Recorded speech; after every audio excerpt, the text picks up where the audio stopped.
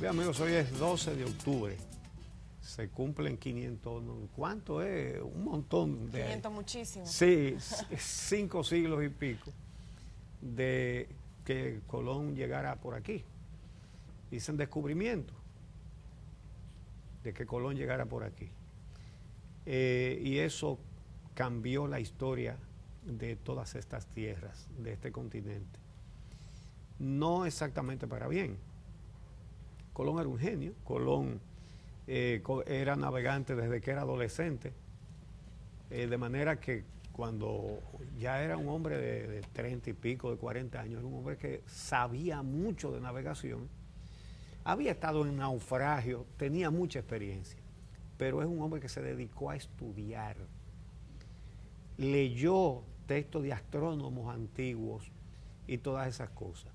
Alguna gente dice con asombro, él sabía que la Tierra era redonda. Eso lo sabía muchísima gente. Los pueblos no lo sabían. Se seguía considerando que la Tierra era plana, pero nobles, gente que estaba en el poder, estudiosos, lo sabían, y no de ese tiempo, no, desde mucho antes.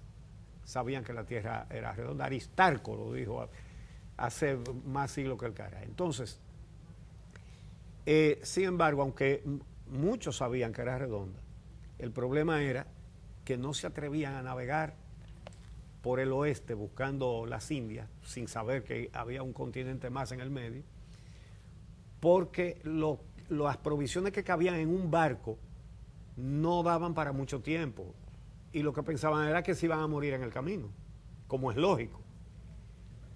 Pero Colón tuvo una información privilegiada, el prenauta, que fue un sobreviviente de un naufragio, de gente que llegaron a las islas, y ese hombre fue a parar a una isla de Portugal. Colón vivía en otra isla de Portugal y cogió para allá y se lo llevó para su casa y ahí se murió, pero le contó lo que había visto. Entonces, la llegada aquí se habían una moda fresca en esa época, porque andaba todo el mundo en cuero. Pero Taparrabo parece bastante fresco. Yo creo que ni eso había. Ahora, esos eran seres humanos pacíficos, buenos, en su gran mayoría, había de todo, como ocurre en el género humano, pero los que vivían en esta isla eran gente de paz, todas. No tenían armas, esos arcos y flechas, el padre de la casa lo describe como unos jugueticos que no servían para nada, servían para lo que ellos lo usaban, para cazar peces, lo acechaban y le tiraban, pero no servían para guerra, ni mucho menos. Y esa llegada, un día como hoy, marcó la desaparición de toda una raza. Desaparecieron no solamente de esta isla, sino de todas las Antillas, y no era solo taínos, los taínos los había aquí en Puerto Rico. Desaparecieron los lucayos, no quedó un indio. Esas islas que ahora se llaman Curazao, Aruba, todo eso, estaban llenas de aborígenes, de otras razas que no eran la de aquí. Y no quedó uno en ningún sitio, y todos terminaron aquí, porque cuando exterminaron a los de aquí, entonces los recogieron de las otras islas y los trajeron aquí, y también fueron exterminados aquí. No quedó uno. Y esa es una lección que no podemos olvidar al conmemorar esta fecha.